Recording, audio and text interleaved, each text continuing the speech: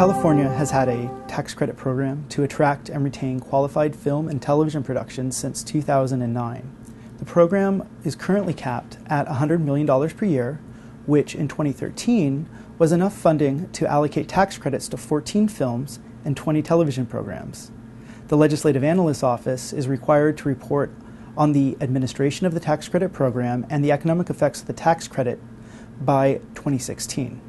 Today, we are presenting an overview of the motion picture industry and some of our initial observations based on our preliminary research for that more wide-ranging report, which we expect will be released in 2015.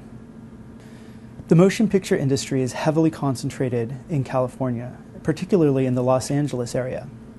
Since the beginning of the 20th century, Los Angeles has been the historical home of the motion picture industry.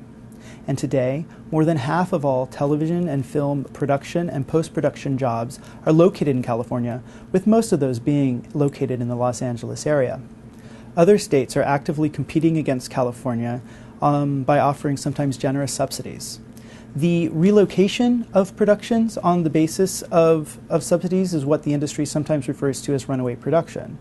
After reviewing the available data, we find it difficult to come to a strong conclusion regarding whether or not the industry in California has been harmed by runaway production, but there are reasons for concern.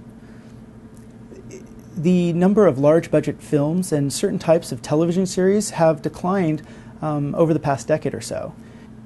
Currently, 37 states offer some sort of tax credit, grant, or other subsidy for film and television production. Some of these subsidies can be very generous. Some states offer a refundable tax credit of up to 35% of certain production expenses. In all, U.S. states provide more than $1.4 billion in subsidies to the motion picture industry each year. And this interstate competition can be very aggressive, with states increasing the amount of their subsidies over time. In addition, there's aggressive international competition, with countries such as Canada and the United Kingdom offering similar subsidies. Ideally, states wouldn't compete on the basis of subsidies. Industry-specific subsidies such as these relocate an activity from the location where it would have otherwise have occurred to some other location without necessarily increasing the quality of the output or providing any broader social benefit.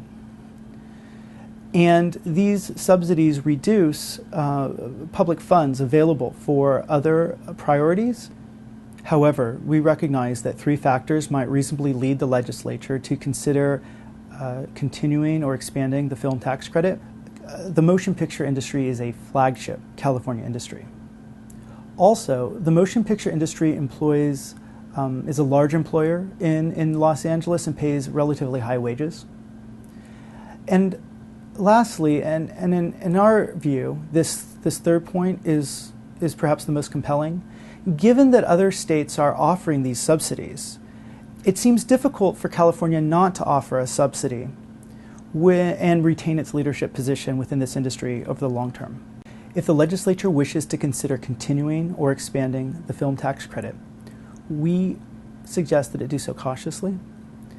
In particular, we highlight in our report 6 factors to consider when reviewing the film tax credit.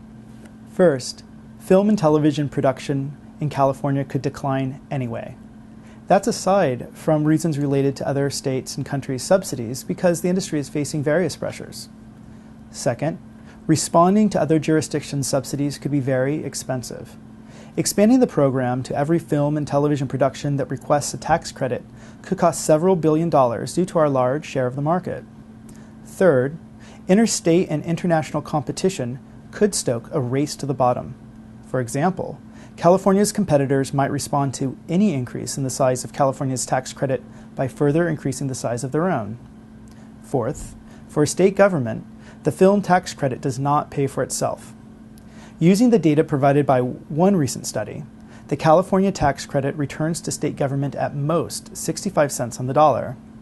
In addition, the economic benefits of tax credits may be somewhat or fully offset by their economic costs. Fifth, subsidizing one industry sets an awkward precedent.